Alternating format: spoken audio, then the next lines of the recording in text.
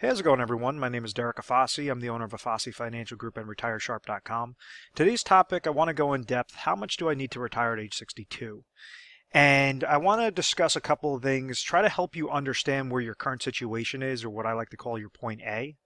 Then also understand what your specific goals are, how to get you from your point A to your point B, show you common mistakes that individuals make when they're just kind of guessing and they're just kind of shooting from the hip and they don't really know how to create a proper strategy for their goals, and then solutions to combat those mistakes. So different things of how, you might not be mindful of a specific negative that you're setting up with your current retirement plan, and it could really bite you in the butt if there is, a downward market disaster, or you're pulling out too much money. If you're in your retirement years already and you're pulling out too much money, how to avoid those common mistakes. And then I'm going to go off of specific examples to show you when somebody's nearing retirement age or they're currently retired, how they could stay retired forever.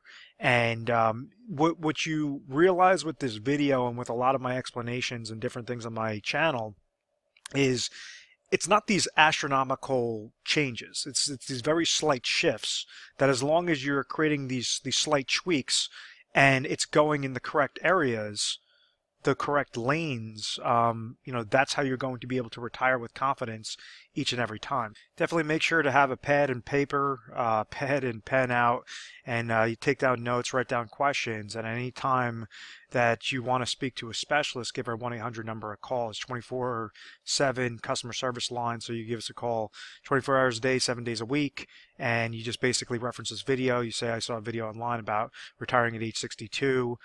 There was a couple of topics that Derek was speaking about that I think might pertain to my situation, and the assistants will make sure that the correct specialist will give you a call and help you figure out what your situation is and how to accomplish that most success. So as I clear up the screen, I want to make sure that I'm educating you off of common things that you might have experienced with your current plans, and what was essentially the shift that took place for retirement plans in the past. What are you now susceptible to, and what are some different question marks, and how to basically close up a lot of those gaps. So what used to happen, and understand that all this education is all going to come full circle on when we're going off of some specific plans and some specific strategies. So just kind of, even if you understand some of these topics, just bear with me on at least the first portion of this. But what happened in the past was individuals were able to work for a company and they were offered something known as a pension plan. So I use the example many times of my grandfather. My grandfather was the elevator mechanic for the city of New York, and he was working for the city. The city was essentially his main employer, and they said, okay, as long as you're giving X amount of years of service, what we're going to do is define what a benefit is for your retirement. So we're going to be paying you a salary, each and every day, each and every week, until you hit that type of retirement age. If you give X amount of 30 years worth of service, at that age, we will start paying you a type of retirement income so that you don't have to ever come back to work, but you'll be receiving X amount of dollars per month for both you and your spouse. And when the second spouse passes away, that's when that income is going to stop. So that's known as a pension plan. It's known as a defined benefit plan. My grandfather in that example, he was able to just hunker down, work hard, put in overtime, whatever that was, be loyal to the employer, be loyal to the entity that he was working for, because he understood that they were investing dollars on the back end that would get triggered, that would pay him X amount of dollars of income each and every year until the day that he passes away, or him and my grandmother pass away.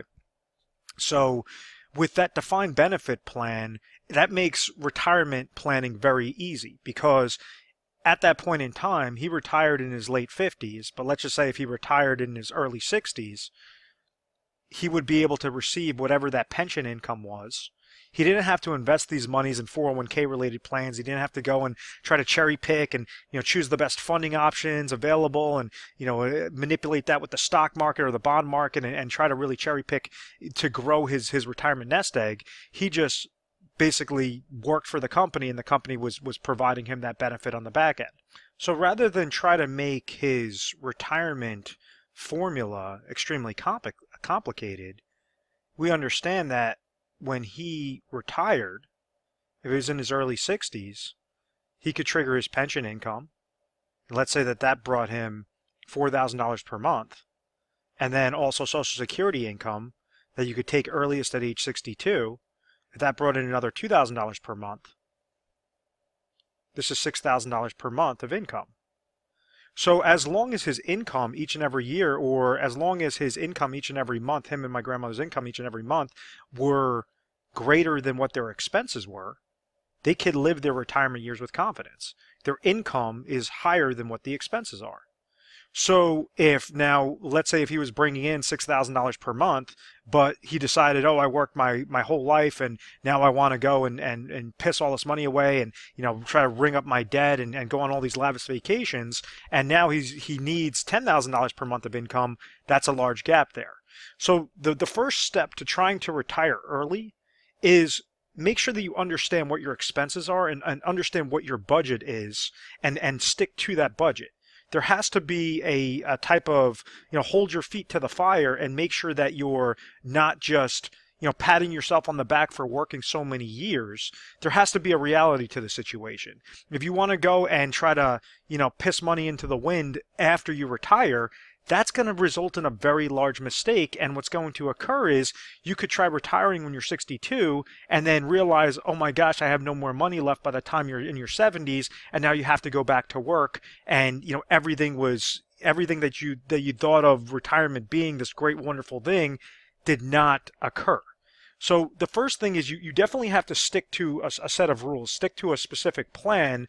The most important one is be conservative and understand what your expenses are and really own what your expenses are. So now I also understand that individuals watching this video, majority of them unfortunately do not have pension plans, or if they do have a pension plan, it might be, you know, such a small dollar amount, and there might be some other savings involved that you had to save yourself.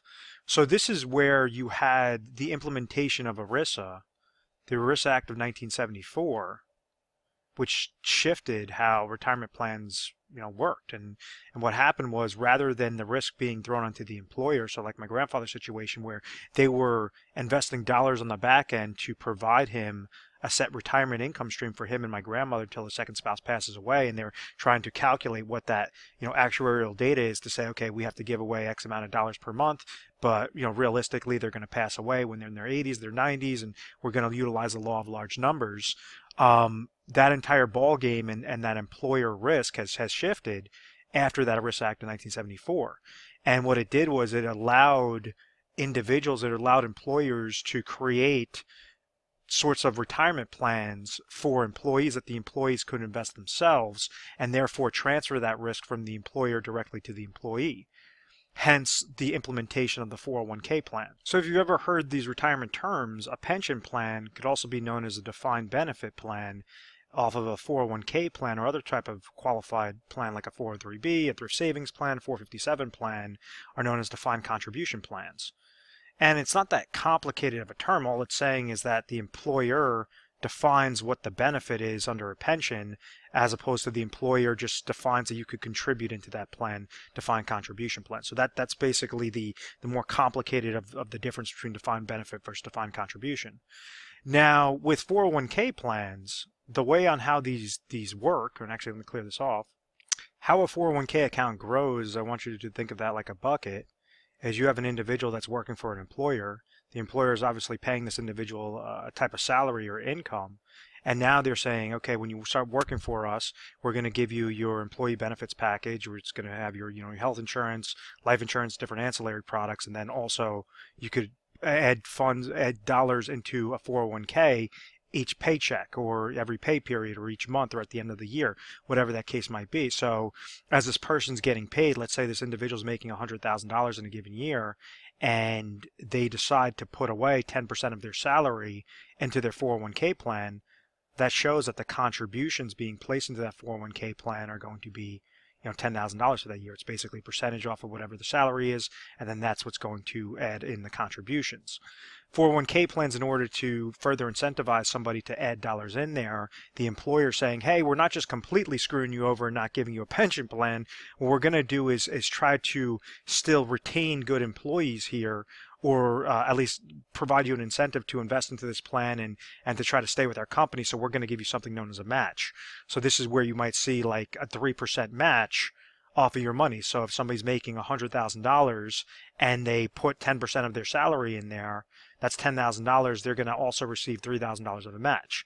If they put $3,000 in there, then they're also going to be receiving $3,000 of a match. If they put $1,000, which is only 1%, they're only going to receive $1,000 of a match. So it's usually up to that specific percentage, and then sometimes you have different variations of that. But the point I'm trying to make is this 401k bucket, or these qualified employer-sponsored retirement plans, they grow by the contributions and the rate of return that's associated with that type of 401k bucket.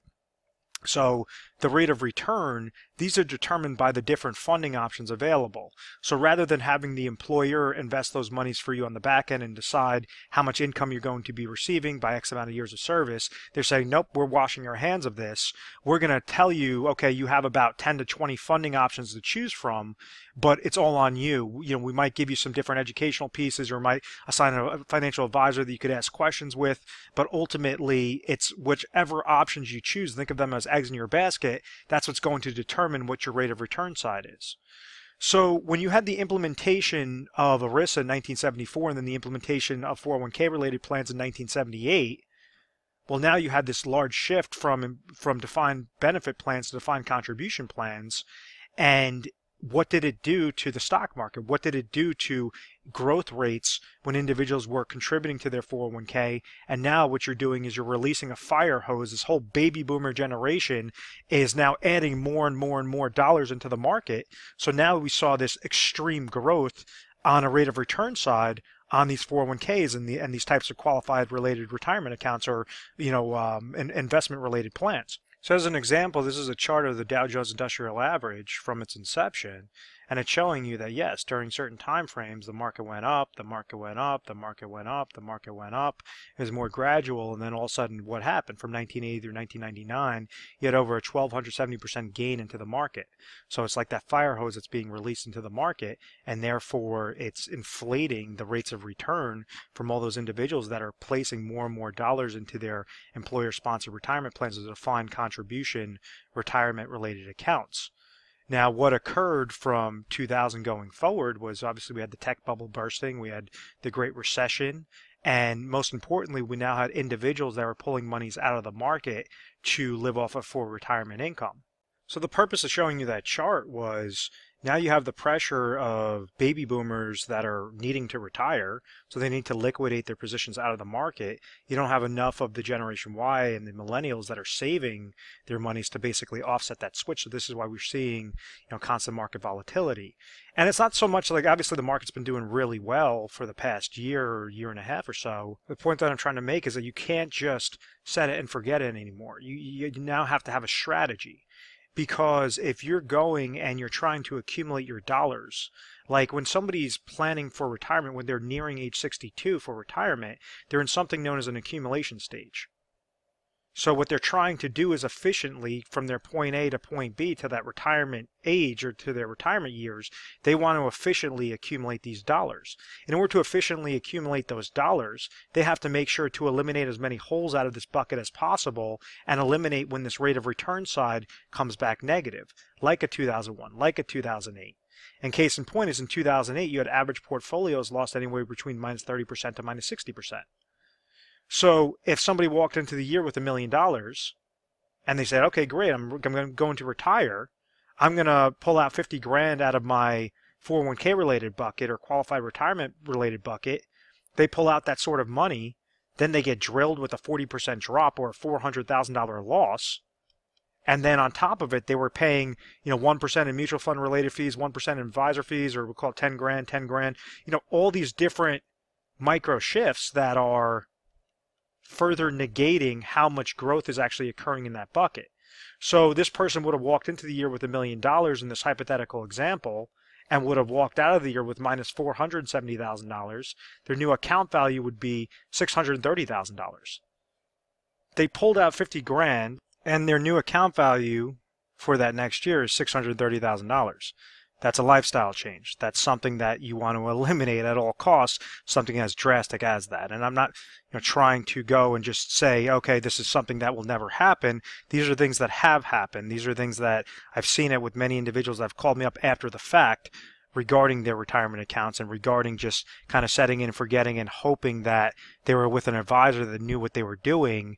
And, it's just very unfortunate with a lot of those cases. So what I just explained in that segment was reverse dollar cost averaging. I'm saying that it's basically the power of compound interest that could negate retirement accounts, and it's basically due by compound interest of negatives. So when you have, if you're investing your monies, your 401k related accounts or different retirement related accounts, let's say you're investing in mutual funds and different really expensive related accounts or investments, those are fees that are involved with there. You might be leveraging a financial advisor, those are additional fees. So think of them as little holes in your bucket. If you get hit with a downward market loss, that's a further negative. That's a further hole or a larger slice to that bucket. And when you start pulling out income, that's a further negative. That's another hole that's coming out of it. And let's say that you now have to combat inflation because your cost of goods and services might be increasing to purchasing power risk throughout your retirement years. So you want to make sure that you at least have a plan set up for inflation, because if you have to pull out more money, that's going to be further holes out of this bucket. So what we're seeing is the power of compound interest. Rather than work towards that account and work favorable towards that account, it's actually starting to negate and making individuals outlive their retirement savings very easily. So for the first stage, when you're nearing that age 62, if your ideal age is to retire at age 62, you just want to make sure that the closer that you're getting there to that stage is you just want to be very efficient with what your fee structure is, what the funding options that you have available to you. So like with a typical 401k related account, I say there's about 10 to 20 funds to choose from, or 10 to 20, think of them as eggs in your basket.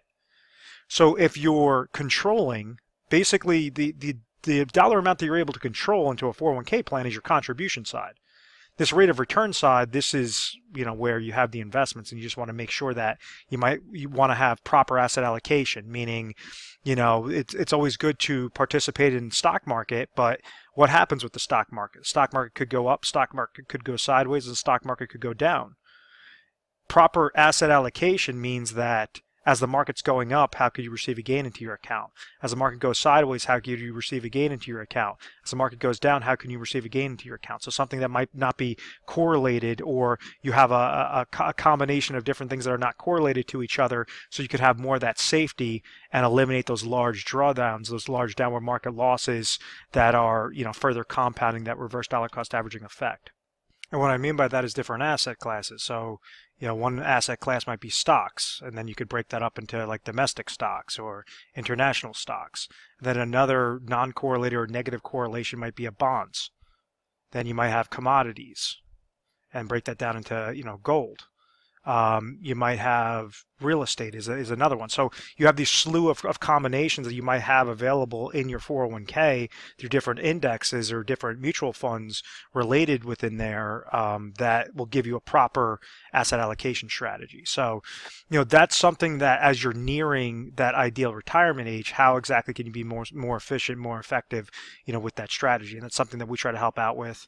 We run like 401k stress tests, and we try to show you different science and math behind it to see what might be ideal for your exact situation with the eggs available in your basket to choose.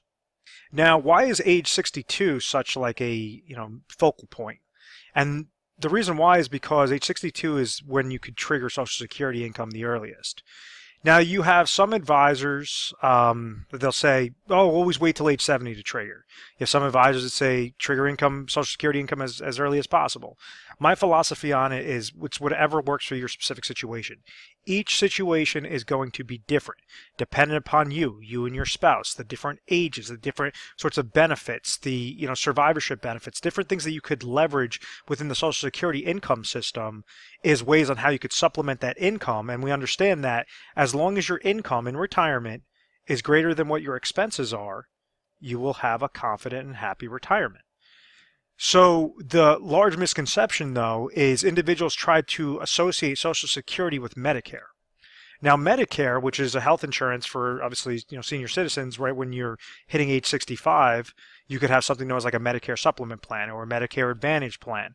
It's basically health insurance on a national scale that you're eligible for when you hit that age 65. This does not mean if you're triggering Social Security income early at age 62 that automatically your Medicare is going to kick in at age 62 as well. That is not the case. You have to wait until age 65 for that Medicare, the Medicare supplements, and all those different plans to kick in. So, if you have the hopes of retiring at age 62, but therefore now you have to come out of pocket at some astronomical price for that health insurance for those next 3 years, it might make more sense to wait those extra 3 years just so that you could trigger Medicare or make sure that you at least have Medicare umbrella over your head, to have your health insurance covered. That's a very large expense. That's something that could liquidate retirement accounts very easily if you come into those medical ailments. So just make sure that, as you're saying age 62, it does sound good, but make sure that you have your health insurance that is set up at that time. Also be mindful that if you trigger Social Security income at age 62, that's going to be a reduced benefit than if you wait till age 63, which is going to be a reduced benefit than if you wait till age 64, 65, whatever that case might be. So if you're going to the SSA.gov and you're looking at what your Social Security number is, you're going to see some number that's going to say what your earliest, your age 62 monthly income will be, and then you're going to see something also known as FRA, full retirement age, and that's going to be, dependent upon the year that you were born. It might say like 66 and 2/3, 66 and 5 months, whatever that is, or 67 and X amount of months, whatever that case might be. That's your FRA, your full retirement age. And then you also have something that shows you what it would be at age 70 if you trigger Social Security income. So case in point is, if you're triggering it earlier, you're going to have less of a benefit, less of a monthly benefit than if you wait later, as opposed to you waiting, the latest you can, which is age 70. So, it really depends upon that situation. If somebody is, knows that they have a debilitating ailment and they might not live that long, 10, 15 years only, it might make more sense to trigger at age 62, as opposed to somebody else that has really good genes and they know they're going to live past the age of 100. Well, maybe if they don't mind working and they don't want to trigger that Social Security income just yet, well, maybe they wait till age 70 and they have that, that larger Social Security payout at that point in time. So, it's really depends upon their situation. We have different calculators. We have different, different reports that we help individuals out to figure out what that number is. But ultimately, it depends, most importantly, what your expenses are. What your expenses are, what you're bringing in, and exactly if, that specific income with your Social Security and other retirement accounts can be greater than what those expenses are. And understand that concept that if you're pulling income earlier, you're going to have a reduced benefit as opposed to waiting longer, you're going to have a larger benefit, because that Social Security concept also correlates with pension plans. But let's say if, somebody sufficed their 30 years worth of service and they're 59 years old, they might be receiving X amount of thousands of dollars. But if, let's say, they've sufficed those years of service, but then they're not triggering their pension until they're 62 years old, that might be a higher dollar amount. So they're going to incentivize you to wait longer to therefore start paying you out that sort of income. So that's how some pension work. That's also the main concept of how an annuity works as well. This is when you have like a deferred annuity. You're going to, let's say if somebody's 60 years old and they're looking to trigger income from that deferred annuity at age 65, maybe they might receive 50 grand of income, as opposed to if they wait till age 67, they might be able to receive $56,000 of income. It's that same sort of concept. The earlier that they're triggering it, the less dollar amount that they're going to be receiving, because they're calculating the risk of saying, okay, well, those are that many more years that this person is going to be able to receive of income. So the less years, meaning that if they have this mathematical date of death stamped on their forehead of age 90, well then, this is the difference of 25 years that the insurance company has to, pay out, or statistically from the Social Security Administration has to be paying out until that actuarial data showing how long that individual is probably going to be living to. Or if they wait till age 67, well, maybe that's going to show 23 years. So therefore, they're able to give them a larger benefit. So there are certain break-even points. It really just depends upon your situation, and that's what we try to help you guys figure out most efficiently. Now, the most important takeaway with this video is to understand how can you customize your plan to make sure that you're able to retire at this age 62, so you can figure out how much you actually need to retire at age 62. And this is when individuals could leverage IRA contracts, individual retirement accounts, And you could take your old retirement accounts and you could roll them over into customized IRA accounts so that they're being segmented into specific lanes that are ideal for their age 62. So let's say if this person's 55 years old right now and they want to retire at age 62, this is their point A, this is their point B, how to make sure we're getting there most effectively, most efficiently, and then from point B all the way to date of death, that's the overall plan. That's the overall piece of the puzzle. Let's say if the person's age 60 and they want to retire at age 62, well, now we have a smaller gap there, but now you might be eligible to do further rollovers with this type of plan. So what exactly am I talking about when I'm saying rollovers and individual retirement accounts? Now an IRA, a traditional IRA, is very similar to how a 401k works, except for it's set up by the individual, it's not set up by the employer. So the way on how this computes is by the contribution somebody's making in there and their rate of return. The major difference is this rate of return side. Now the contribution limits, if you're trying to set up a regular IRA, the contribution limits are going to be less than if you're trying to contribute through a 401k chassis on that qualified basis. But for the customization purpose, this rate of return side is extremely important. What I mentioned on the 401k section was I said that typical 401k accounts have about 10 to 20 different eggs in your basket to choose from, or different funds in your basket to choose from. Typically those 401k funds are crappy funds, they're shitty funds, or they might be super expensive, or they just might be cruddy where there's not a lot of diversification that you could choose. So when you go and you set up an IRA, instead of 10 to 20 different eggs in your basket to choose from, you might have options between 3,000 to 5,000 different eggs in your basket to choose from. So these could be a lot higher quality, a lot cheaper of a price. Different things to really accentuate that rate of return side. So when you're eligible for certain rollover provisions, the IRS allows you to utilize these old types of retirement accounts, such as the 401k, such as the 403b, different things that you could go and instead of have those very small contributions as if you're just trying to create an IRA account on your own, which you might be capped at $5,500, $6,000 in a given year, depending upon your age. They're saying if you've incorporated this 401k, you could actually do large rollovers into an IRA. So like if you have $1 million into your 401k account, well, you could go and if you're eligible, roll over that dollar amount into a specifically designed IRA contract. And now we understand that contribution side, that's what that rollover consisted of with the bucket. But now your rate of return could give you a whole slew of different options available that could be more, that you could cherry pick a lot better for your exact situation. Meaning like if you're trying to grow your account, how do you have a better asset allocation strategy? If you're trying to trigger income, well, how could you have something that would provide you a type of income rider, like utilizing an IRA annuity contract? Or let's say you need something with emergency funds, something that you could have in a regular, IRA money market account that you could access at any point in time. Something that just builds up and has different pieces of your puzzle and specifies it in specific lanes.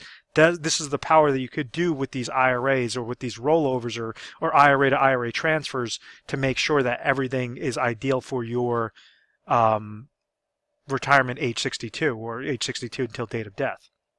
And this is where it goes off of the terms of what every individual needs to figure out before they're retired or currently retired and how to stay retired forever. Breaks down into three main components. I've briefly discussed the first component, which is income sources.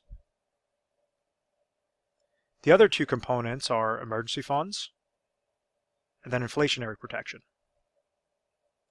If you could figure out these three things and have these three things covered, you will always retire with confidence.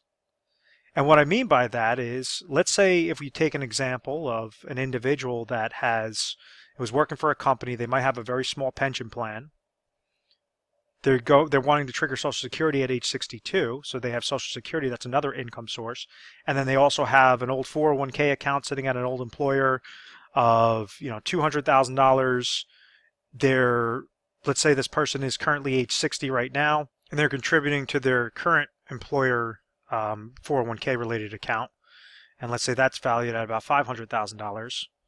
So they want to be, trying to max out those contributions, or they're trying to contribute that, most efficiently, most effectively. But once again, their ideal retirement date is age 62.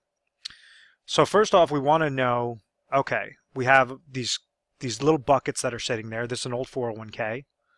This is a current 401k. this person's age 60, which allows them, this might be an age service withdrawal, that they could basically take their current 401k account and roll that over into an IRA account because they've sufficed age 59 and a half or age 60. That might be one thing that makes them eligible. Because let's say if they're not eligible at age 60, they have to wait till they sever employment with that employer in order to do the rollover. Well, then you could at least roll over this $200,000 in the old employer, because when you suffice working, when you no longer work for that company, you therefore have the eligibility to roll over those old 401ks. Or if, let's say, this person established an IRA and has been contributing to an IRA account, well, that's something you could transfer an IRA to a new customized IRA account. So there's a whole slew of different things that makes this third component of the income source favorable for that individual situation.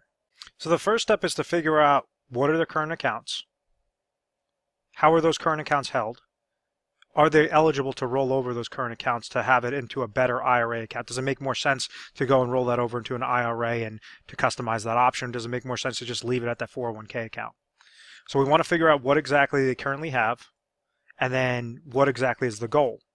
This person says that they're currently age 60. They have $500,000 sitting with their current employer. They have $200,000 sitting with an old 401k. At age 62, they're going to have pension income stream that they're eligible for, that they're able to receive. And let's say that's going to bring them $20,000 a year. And let's say at age 62, they're able to receive another $30,000 of Social Security income. So right there, it explains in a very generic sense what their assets are. Income sources. What exactly are their expenses?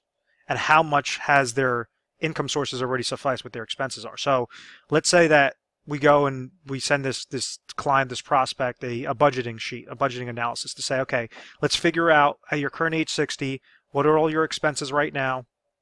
At age 62, what are your expenses going to be?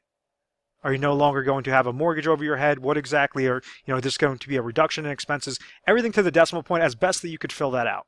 You could look at budgeting sheets. You could look that up on Google. We also have ones at our office that we just basically send over to you and we explain to you. But it's not that complicated. It basically says, okay, what's your expenses? What's your monthly expenses? What's your monthly income? All these different things. So let's say at age 62, we understand that this person is going to need $70,000 from age 62 to the day that they pass away, them and their spouse passes away, going forward. So what it tells us is that they're able, between the pension income and the Social Security income, that's going to bring them 50 grand. But their expense gap is larger. They need $20,000 of income to live off of for retirement monies. Let's say if this individual decides they're not going to try to utilize the IRA route and they're not going to try to set up an actual plan, they're just going to roll the dice and hope that their accumulation strategy that they've grown these dollars to, this $500,000 over there and $200,000 in their old 401k account, they're just going to basically stay susceptible to that risk. What they're doing is they're leaving themselves exposed to that reverse dollar cost averaging effect of saying their 401k is going to have different 401k related fees. If, let's say, they want to go and utilize an advisor for that to monitor their accounts for them, that's going to have an additional fee. That's going to be an advisor fee. Let's say if they're just leaving themselves susceptible to downward market losses, well, now that's a third negative. Now they're going to try to pull out more and more income. So if they have a large drawdown, a large downward market loss that occurs, this could liquidate, even though it is a lot of money, $700,000, this could liquidate it very quickly if they're not at least taking a proper approach. What used to happen back in the day where individuals were able to say, okay, I have these old 401k monies, these old retirement monies, I'm just going to go and leverage, fixed contracts like a bank CD or a fixed annuity that's paying me 10%. So as long as they would go and put a portion of their assets into that type of financial product, they'd be able to live off the interest each and every year. Well, unfortunately, those fixed related accounts no longer are paying 10%, and they're now, you'd be lucky if you find a bank CD that's paying for a 5-year 1.50%. So the entire ball game has shifted where now you have to take on a little bit more risk, or have more of a systematic plan in place. And this is where you have like a lot of IRA annuities with their lifetime income riders that became very popular, especially after the 2008 market crash, to allow the individual to control their monies and still leverage the insurance company to provide them what that additional income gap is. So as an example, somebody on this first stage, because they're trying to receive lifetime income, well, they could get that through a pension, they could get that through Social Security, they could also suffice this additional gap through an IRA annuity. The reason why I say IRA, or traditional IRAs, is because this current 401k, it's sitting in a qualified retirement account. The old 401k is sitting in a qualified retirement account. If you try to just liquidate those monies and throw it into your checking account, you're going to get dinged with full taxation. So when you do a rollover, it's just creating a new qualified retirement account, so it's being transferred over successfully without getting dinged with all those taxes. You're going to be taxed each time that because these monies are known as pre-tax qualified retirement accounts, each time that you're taking a distribution out, you're going to have to pay taxes on that because you haven't paid taxes on that on those monies yet, but you're not getting paid taxes on that additional, on that rollover. That's why it's important to know the difference between a rollover or a transfer rather than just liquidating your positions and falling victim to that common mistake.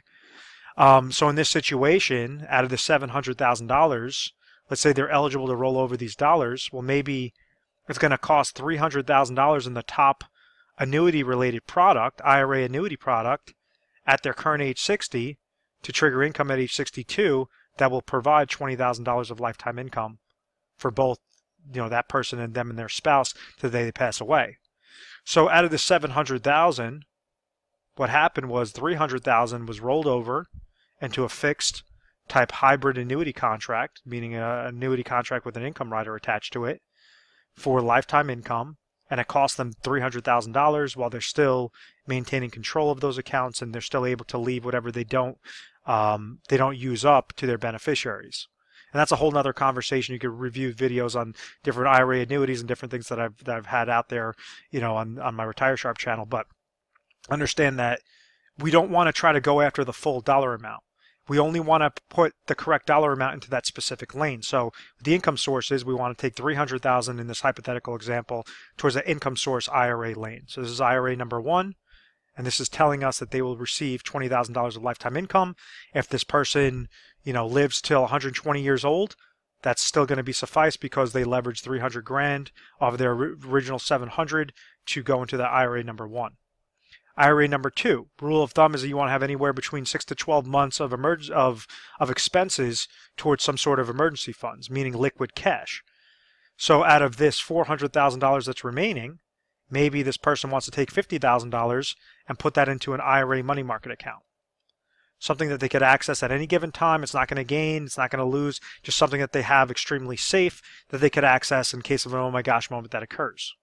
So now that tells us that we have $350,000 more left to invest with. And now this could combat that inflationary need. When I say inflationary need, maybe at age 62 their expenses are $70,000, but maybe at age 67 that expense is going to increase to $75,000. Maybe at age 72 that's going to increase to $82,000. So you're going to have some expenses that are going to be fixed, some expenses that are going to be tied to purchasing power risk and inflationary risk, like the cost of goods and services increasing.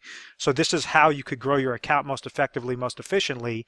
You could utilize this through an annuity laddering strategy, or you could set that up with different managed money concepts, proper asset allocation, different things that are a lot cheaper cost, different things like tactical managed money or passive strategies, things that will just make a lot of sense, that will make more sense than leaving it with your current 401k related accounts. So in that hypothetical example, we took two different, account situations of 500,000 and 200,000, and we might have created, 3 separate IRA accounts or 5 or 6 separate IRA accounts that are now being customized to a specific need. As long as you get step 1 and step 2 covered, that inflationary stage is something that you could have a little bit more fun with. You could say, okay, well, I'm going to have a more risky growth strategy, and any time that account really does well, then I'm going to take an extra vacation that year. Or you might want to have a fixed conservative strategy that just says, I want to make sure that I'm having a return, of my money rather than on my money. So you could splice this up in a whole slew of different ways on that step 3, but what we're not doing is we're not guessing. We're at least, placing these IRA accounts into specific lanes to make sure that, yes, you could retire at age 62, but how much you need to retire really depends upon what your expenses are, and making sure that you're not splurging. You're not just, patting yourself on the back and saying, you worked hard and now you deserve this, and now you could be, foolish with your money. You, more than ever, you have to have a strategy, because with retirement, you only have one chance to get things done correctly.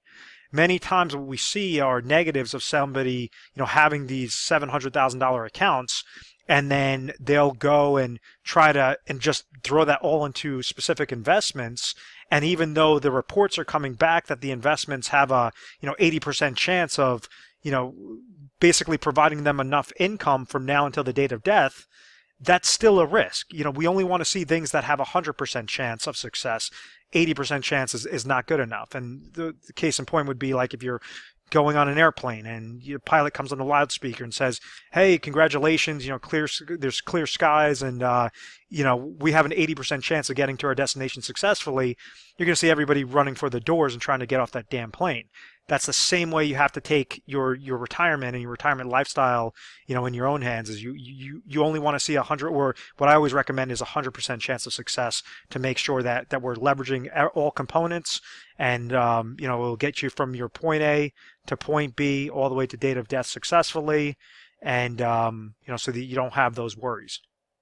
So I hope that all that makes sense. Let's say if we're going through those 3 combination of things, and same situation, somebody has $700,000, but their income sources of their pension income are $40,000, and Social Security income at age 62 is going to be $30,000, and they have $70,000 of income, but they only have $40,000 of expenses. Well, you definitely do not need to leverage an income annuity as your first step as your IRA. You could automatically go to step 2 and say, okay, well, 50 grand could now be my IRA number 1, and it's just going to be in a money market account. And then now step 3 could be more spliced up into several IRA accounts that have more of that risk. Or you might be able to just leave it into that 401k related account and not even have to stress about, pulling those monies out, or having a concrete strategy. So, obviously that's a good situation, but all because I'm mentioning the words annuity, or I'm mentioning the words, manage money and all, doesn't mean you have to go into that lane. Each situation is going to be different. It's just making sure that you're understanding the basics of it, and these small shifts could have a very large impact towards, successful, sort of successful, confident retirement. So in closing, I hope you found value in this video. Please feel free to subscribe to our YouTube channel, Retire Sharp, so you can have access to the most updated videos. At any point in time that you found something interesting, feel free to give our 1-800 number a call. It's 1-800-566-1002. We're available 24 hours a day, 7 days a week.